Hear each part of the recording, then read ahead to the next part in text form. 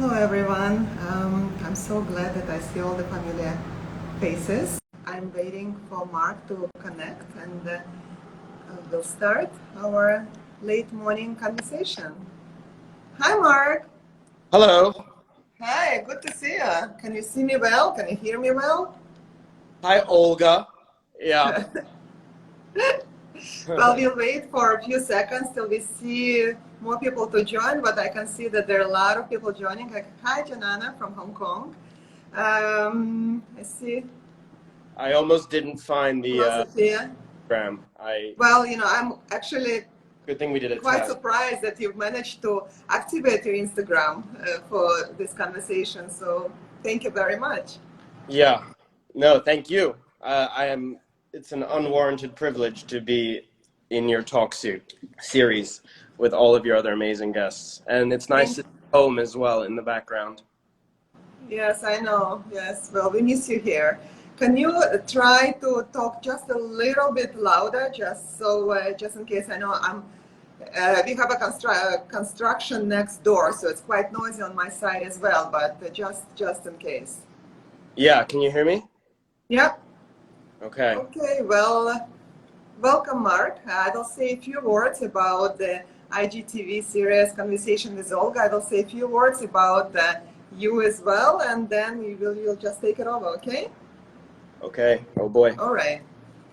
Good morning, everyone. Good night. Good evening, everyone on the other side of the world in US. And I'm so grateful for all of you to join us today in Conversations with Olga that I started during the circuit breaker last year. And it's an IGTV series fostering intellectual and cultural exchange between influential individuals from all around the world. They're sharing their personal stories in hopes to inspire and cultivate more diverse and inclusive community. Today, it's my pleasure and honor welcome guest number 11, my son Marc Iserlis. And I have had a chance to have Marc as my moderator when I've launched my book in Singapore and in LA actually, as well on some other occasions, but it's the first time I'm moderating conversation with him and asking questions that I believe will not be only of selfish interest to me, but hopefully it will be of interest to all our listeners and around the globe. I will say a few words about Marc and hope you, Marc, will be able to elaborate on some of the facts of your journey. So here we go. Marc is a cross-cultural film producer and documentary director. He associate produced the film Hotel Mumbai. I'm sure 2019. I'm sure many of you have seen this movie about the 2008 terrorist attacks in India. Written and directed by Anthony Marais, starring Dev Patel, Armie Hammer, Nazanin Banyadi, Jason Isaacs, and Anand Patkar. He's an executive producer of Dali Land. I think this is definitely a very beautiful project that gravitates to my liking, about the life of a brilliant surrealist painter, Salvatore Dali. The movie is written and directed by Mary Harron, starring Sir Ben Kingsley, Ezra Miller, Frank Delane, and Barbara Sukova. And the film, I believe, is in pre-production right now and starting to shoot next month in UK. Currently, Marc is directing China White, a documentary series about the largest Chinese heroin kingpin in the late 90s, and it's the first successful operation actually between DEA and China to take him down. So prior to filmmaking, Marc was in advertising world as a brand strategist for Ogilvy, for McCann, for Droga 5 and 72 and Sunny. Marc was born in New York, and we arrived to Singapore when he was less than 2 years old. He speaks Mandarin and Russian, but with his ability to actually do a number of accents, including Hindi, Irish, French, Swedish, etc., I have a feeling that you basically can make yourself understood anywhere around the world. So here you go. We start with a little bit of your travel, and we will move on to other subjects like your projects and filmmaking in general. You have been raised in Singapore. Your Singlish, I feel, is better than some of the Singaporeans, actually. You have traveled the world. You always described your. I always described your ability to communicate as giving an example that if it would be a person in the moon, you probably would have known him, and he probably would have been your friend. So it's amazing. The world, as I was actually talking to Parag Khanna in our previous episode several days ago, is no borders world. What is your take on that? Yeah, thank you for that introduction. That was intensely fun and horrible for me. And it's amazing to see all these comments. I didn't know that you can see all these people writing, "Hi Rohan." He's trolling me every. Yeah. So just let them not distract you, and just thank everyone for the comments. But Mark, just don't start saying hello to everyone whom you see on the screen. All right. Thank you. Yeah, I remember when I must have probably been barely 2 years old when I brought you to Singapore. You were so young and scared and full of enthusiasm, you know. You wanted to change the world and open up a bagel shop. But, you know, the fact that in terms of a no borders world, we're living in one now, of course, with COVID and with Zoom and with Instagram Live now for me. And it's, you know, I had a privilege of growing up in Singapore and of going to schools like the Tanglin and United World College. And this has always made me feel a bit identity fluid or border blind in some ways. So, you know, I think for me, I've always felt a sense of fusing and cultural borders. It often leads me to travel without my passport. You know, I get arrested at immigration, things like that. So it's stuff you love to hear. But of course, cross-cultural and border, you know, cross-border stuff. I hear it a lot in Singapore, and you hear it a lot in film as well over the years, and it's still a really hard thing, I think, to crack. Not everybody gets to grow up in Singapore or the way I personally did. So, you know, I think it takes a powerful piece of art or connective tissue to really eliminate borders or to cross borders or connect borders. Yeah, or a pandemic to get people to talk on IGTV. Very true. You have traveled to the most dangerous and off-beaten track destinations, and I will never forget my reaction when you told me post-factum that you went to Iraq shooting and filming, and I actually developed the tick on my eye that didn't go away like for 2 months. So please tell us, why have you decided actually to take this dangerous trip? Was it the fear factor substituted for ignorance and the immaturity by any chance? Yeah, of course. You know, like everything I do, the purpose was to cause you intense grief, Mom. You know, that was my number one objective. And then apart from that, it's actually relevant to the question you just asked. It's about kind of decreasing borders and barriers. At the time, it was 2014, so I can't believe you're not over this. This was like 7 years ago or more. I mean, it was the height of ISIS, but we went to Iraq, Kurdistan, and we filmed a idea about exploring bro cultures in the most unexpected places on earth. And you know, I think we went out there to prove that people in the US, people in Iraq are not that different, and that fear is actually, a lot of it can be instituted by the media or you know, people's own fears begetting their fears. I think we're actually still seeing a lot of that today as well. So we went out there kind of gonzo journalistic style, raised some funds, and proved that it wasn't that scary to be in Iraq. But you know, I think you're fine now. The twitch has gone away. I think you can move on. Well, for a while. You always bring that up. Yeah. Well, sorry, but that's very vivid memory still. What is your most memorable trip? Probably, I mean, if we're speaking about trips that, you know, you didn't know about, it's probably that time I went to Vegas and, you know, spent that tuition money to bail myself out. I hope now is an okay time to tell you. See, the twitch is coming back. Fake diploma on the wall there. Or actually quite close to that. It was a time when I kind of took a semester off of college and worked and saved up and probably did the Trans-Siberian Railroad before I turned 21. I remember actually I'd never heard you curse like that as well. You told me like, we'd left that godforsaken place. Why are you trying to go back there? But yeah, you know, I went, it was a big achievement of mine to go from Bangkok to London by land over the Trans-Siberian. And yeah, I made friends with Russian policemen and friendly gangsters who helped me all around Siberia. So I met, you know, our ancestors. You see, this is exactly what I said in the beginning, that I will be very curious to know for my selfish own interest what you have to say about your past and present. And thank you for sharing it with us, Marc. Giving platform. I feel like I have the audience behind my back. I can finally About your 10 days silent meditation trip somewhere up on the mountains of Finland. What was that all about?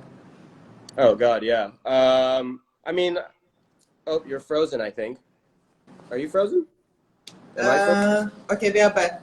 Okay.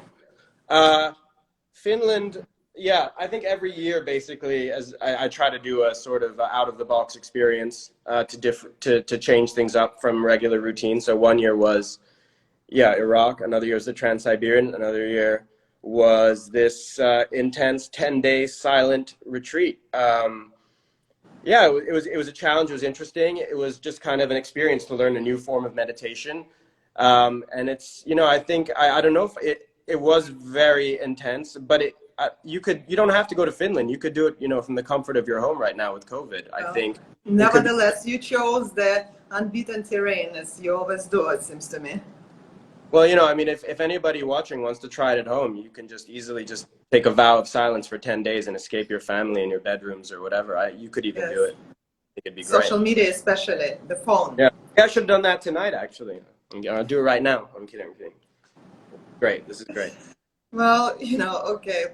Growing up, we're going back to your life path. Growing up, you always had this tremendous passion about the movies and filmmaking, and I vividly remember you glued to the screen, not even TV, but I guess you know, a computer, and watching some of the obscure movies that I've never even heard, or not that many people probably heard about. So you worked, but nevertheless, you started your career, I should say, in advertising. How does the advertising industry how did the advertising industry made you do the switch, and whether advertising experience inspired you or impacted you on in the filmmaking? Yeah. To go into the filmmaking full time. I mean, with the filmmaking, I mean, like, you know, like every firstborn Jewish son, I think my only sports allowed growing up were music and drama. So, you know, this risky new career change is probably your fault. I didn't know really what I wanted to do when I graduated college. I think what I Googled the most. Sorry to interrupt you. I remember very vividly, I asked you this question, what do you want to do? And you made it very clear to me that you don't know what you want to do. I was just but you definitely know that you don't want to be a banker or a lawyer. I remember it very clearly. Right. Or the next best thing would be at least in an office to do something cool like advertising. And it really was. I think when I did graduate, I didn't know.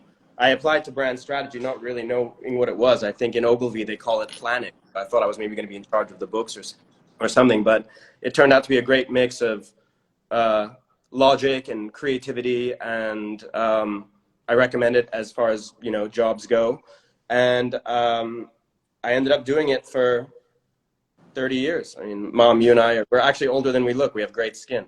But no, I did quite a while, and some really great agencies. And actually, there's a big the transition to film. I started to sort of moonlight doing acting and then producing, which had much longer shelf life, I found out.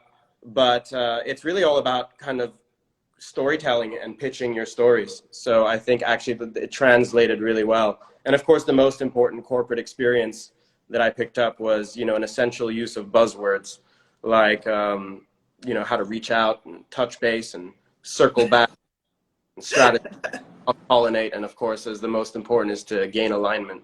So I think it's all about really, yeah, gaining alignment wherever you go. Yo, thank you, Mark, for for enlightening us. And can you tell us about? We start with the project that you're currently involved. Can you share with us about your current project, the China White? How did this whole project come along? So yeah, before a few years ago, before my 40th birthday, I took another break from advertising to travel. I did a great trip from Pamir Highway, Tajikistan to Kyrgyzstan. I actually highly recommend that. But I also went to Beijing, where used to send me off every summer to learn Chinese, and I'd come back extremely hungover. And I did meet one of these contacts, a friend of a friend, and his name is Jonah Greenberg, and he would become my future partner on this thing. And so, I mean, we hit it off. I just made sure to put a very strong sedative in his drink, and he basically hired me to direct this documentary that he was producing, and it encapsulates pretty much, you know, everything that you've always encouraged and taught me growing up: the importance of the cross-cultural connection, U.S.-China relations, dealing heroin on the streets, chasing bad guys. So I hope that it's making you really, really proud right now. But it's, yeah, it's about one of the largest heroin smugglers between China and the U.S. and the first successful collaboration between the DEA, the Drug Enforcement Agency, and the Chinese government to work together to bring him down. So it definitely was something that resonated with me and with Jonah. What has been the process of discovery and research for this project? It started with one guy, a retired DEA agent who opened up the first DEA office in China, and he was based in Beijing. Now he's based in Chiang Mai. But then when you start to pull the threads on it, this was 2 years ago that we started. After interviewing him, we interviewed people from Thailand to New York and then in Hong Kong, and you just start to uncover this vast world of fascinating characters and just how expansive the world of Chinese organized crime is. We see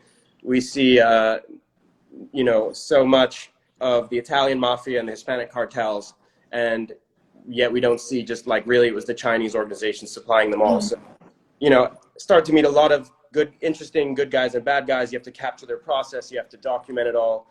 And the themes that emerge as well about identity, cross-cultural Asian American identity. It's something that I weirdly related to as well, because you know, I'm not Asian American, but in some ways I grew up like an American Asian, having Singapore as my home forever, and then coming to America as well, almost like repatriating, made me feel a little bit like that confused third culture kid. So, but yeah, you know, we filmed almost 200 hours now, and we're sort of at the point of putting it all together in the post-production process. And of course, in terms of the process, none of it would have been possible without my producers and partners, Jonah and Shannon, and a very young, bright lad called Aiden, who took a year and a half off of Yale to work with me on this. And so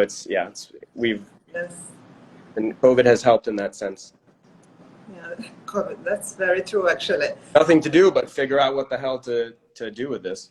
Yeah, here you go. Yes, that brings me to a question of the role of documentary director. Can you kind of tell us about the process of being a director for the documentary? And what does it entail?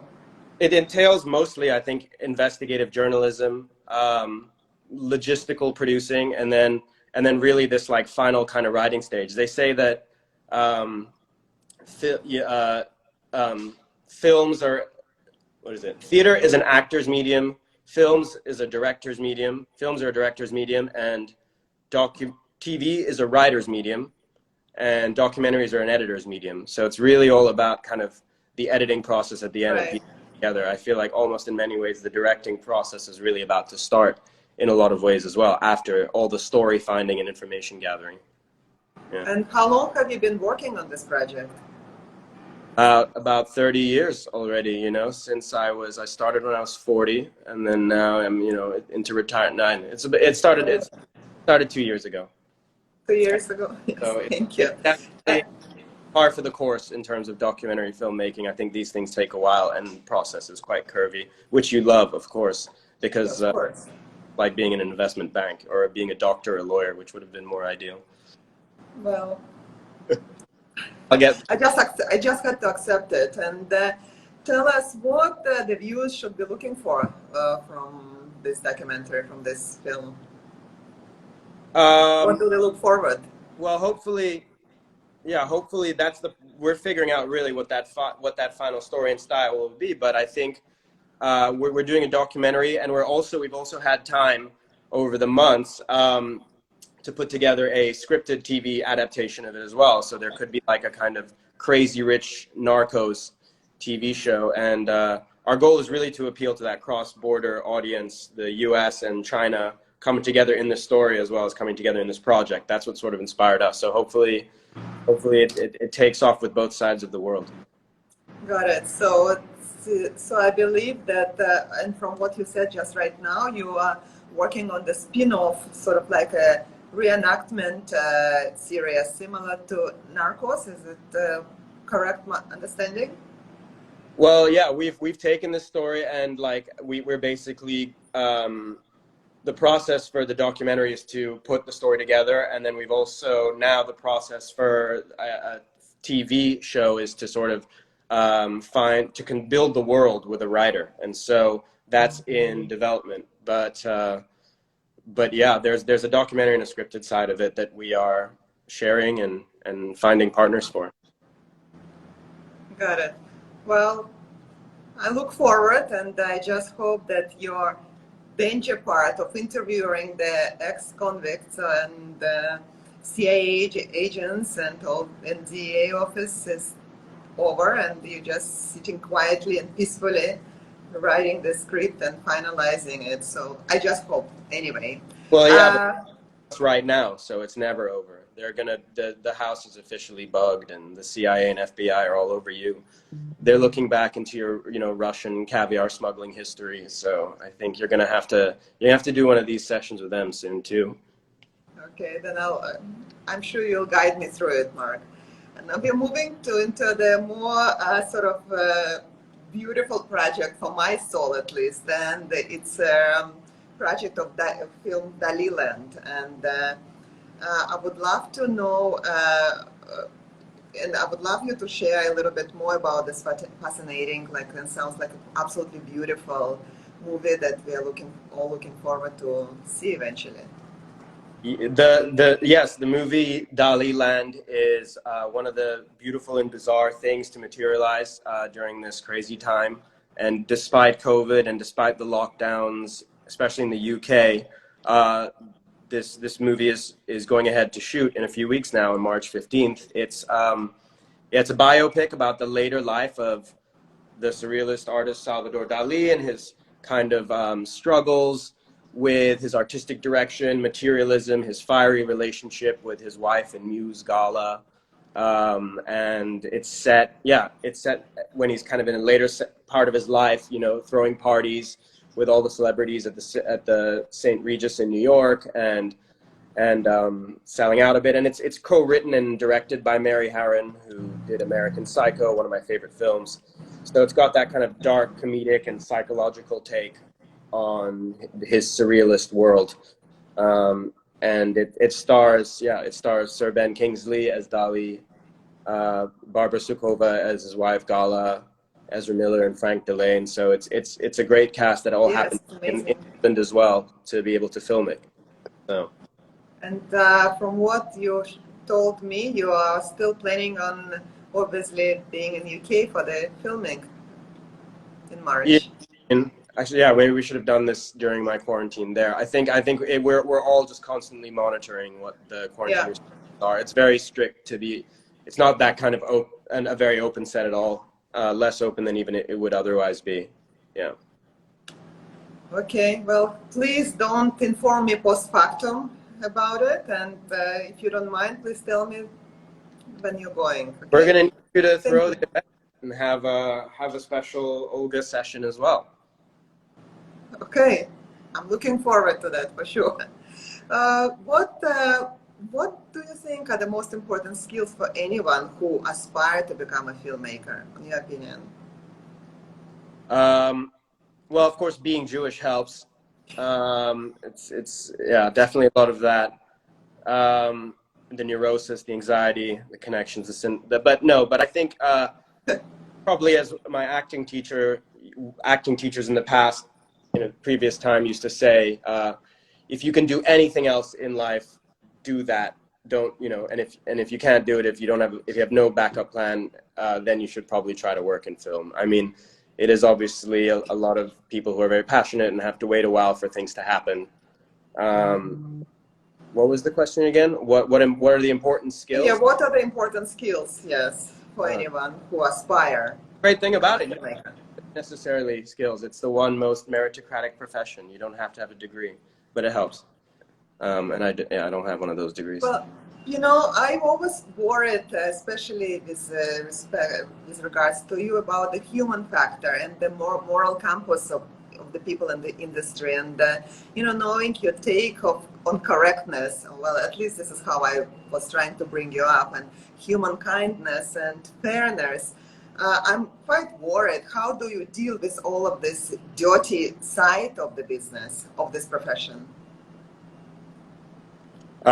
Look, to whoever's watching, don't worry about it. The business is 100% risk-free, guaranteed profits. Let's invest something. Give me a call. We'll put it together. And Olga, my lawyers, will be in touch with you after this call. So don't worry about it. Okay. Yeah, it's the official PR response. That's a official PR. Okay, wonderful. And then maybe you give me an answer on the question of what is your take on fame? Fame. Fame.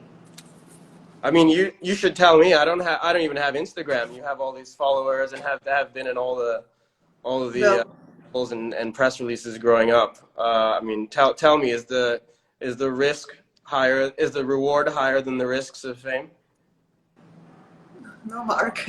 Actually, to be honest with you, I'm extremely proud that you are not part of the social media, and then I had to push you up to the very last minute to go on Instagram just to do the session. So that's a good part. And I'm just hoping. I was fishing for an answer from you that you'll stay as humane as and kind, as real and true to yourself, a person as you are now. So, and I just hope that the filmmaking that you're definitely dived in full these days is not going to change your character. That's all what I was trying kind of to fish from you. Okay, well, look, it's lonely at the top, but I'll try and remember you when I'm there. Okay, Mark. Well, I know we will move, I guess, from. Is there anything else you would like to share Well, about the well, filmmaking and projects? I of course do obviously respect the Instagram and social media a lot. I think it's really important for a lot of people who have made such an amazing platform such as you have on this. So well done, Mom. And it's I don't think I have anything. No, I don't think I'm an authority on fame at all. So what's next? Well, next is your love for music.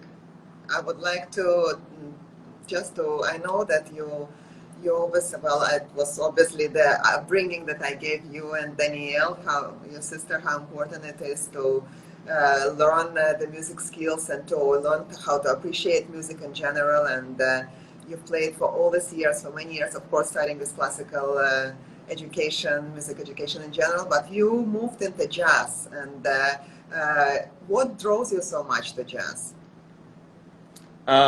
Jazz is really just a phenomenal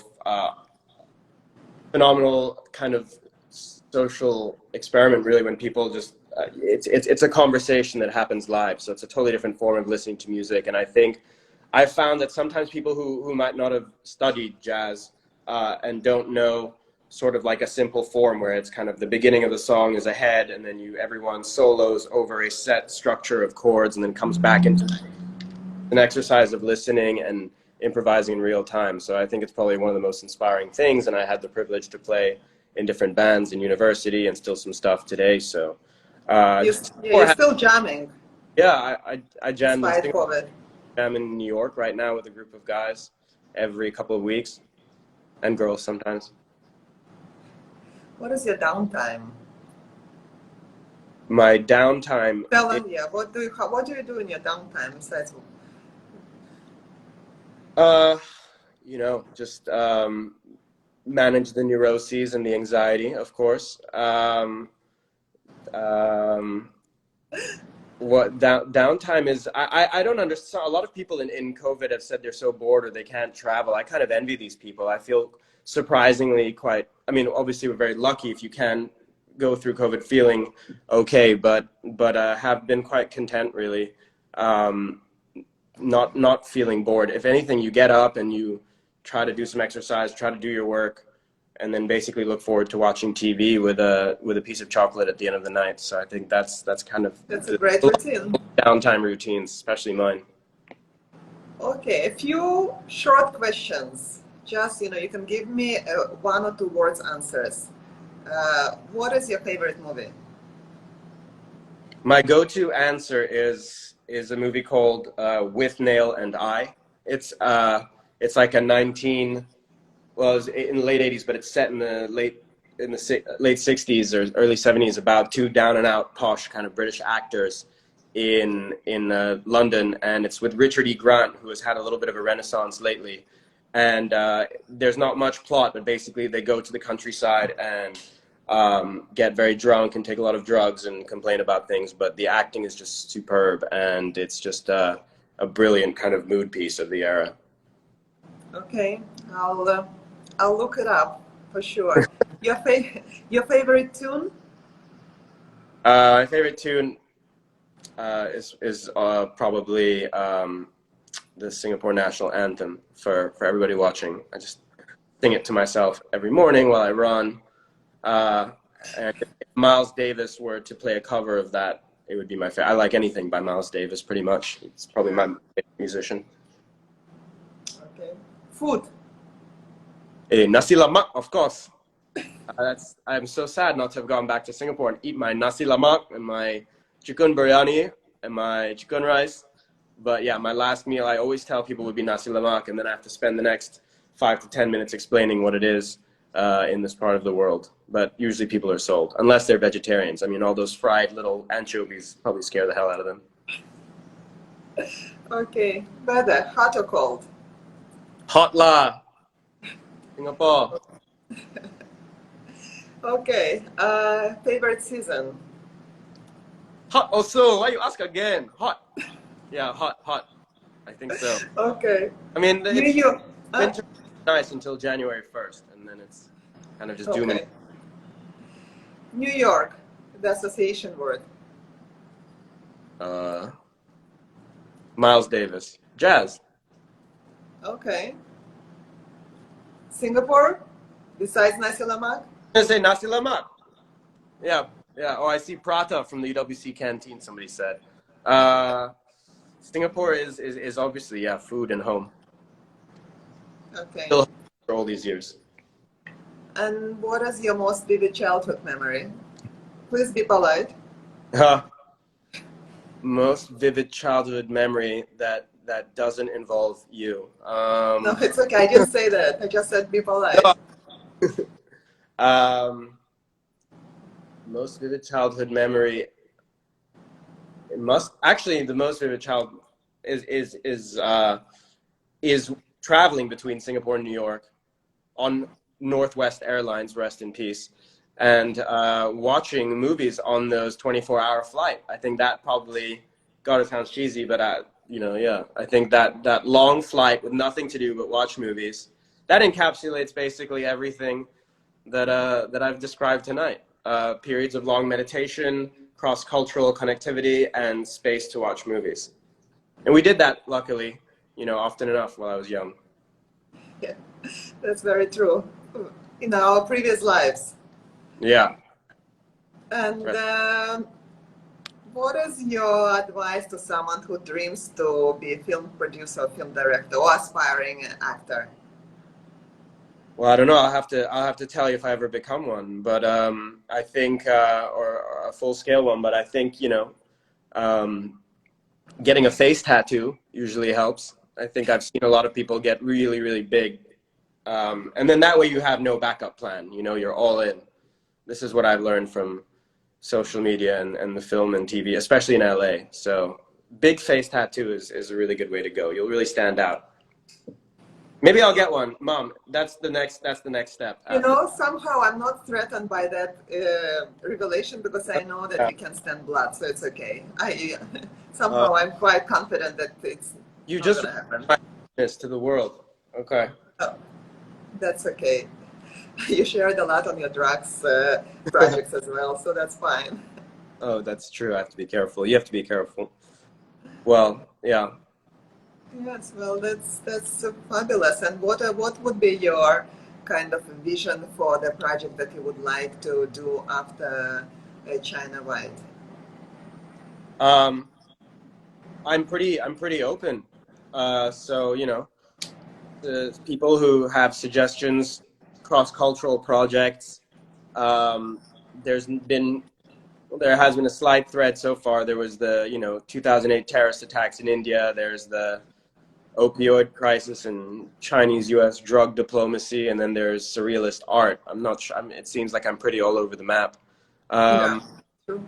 Yeah, those are the main ones right now. I would love to do something in Africa, something with the Stans, with Central Asia. I feel like there's a Russian piece missing still from the heritage of our family, and I love the Stans, Uzbekistan, Tajikistan. I feel like it's this one very last uncovered pocket of the world that hasn't truly been explored or seen on screens. That's true. That's, as you know, your friend Parag has exactly the same sentiments. That's why I think you Yeah. guys are totally in tune and become friends, probably starting with the stance discussion.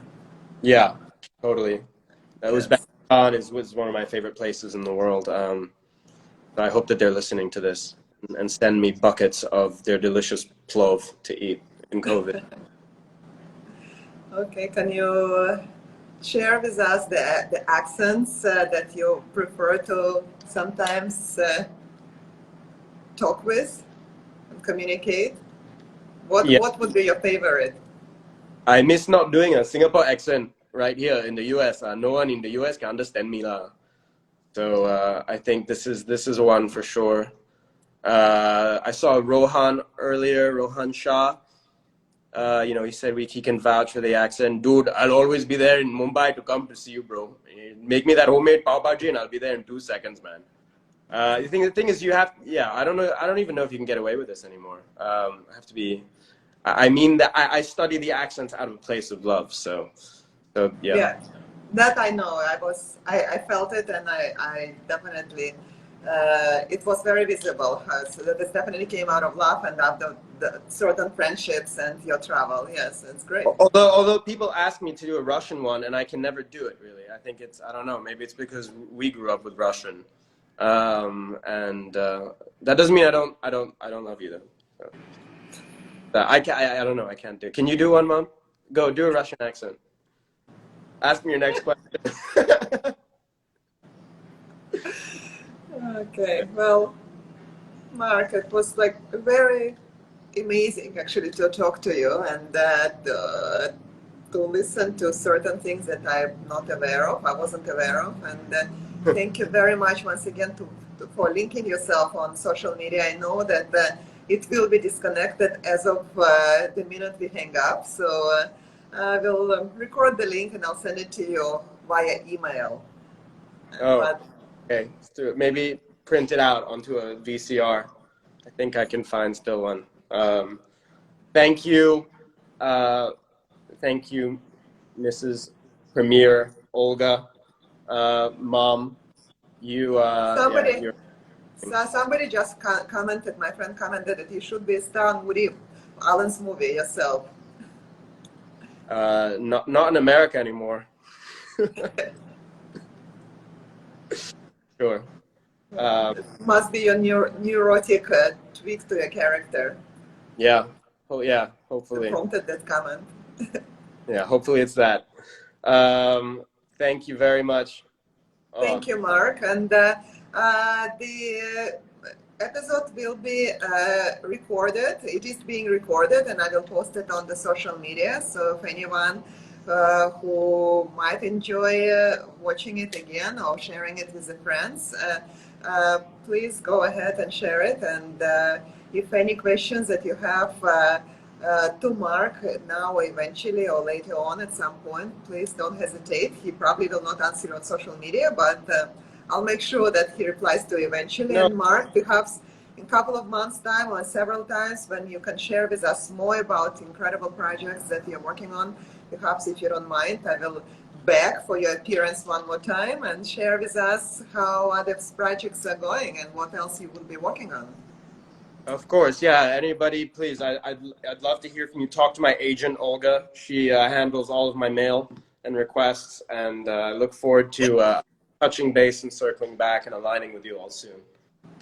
Well, thank you very much, Mark. Have a good night and good day to everyone, and good evening and good night to all our listeners from US. And I will touch base with all of you again for my next episode that is going to happen in about 2 weeks' time with someone also extraordinary. And stay tuned. Thank you very much. Have a good weekend. Love you. Bye, everyone. Bye. Thank you. Bye.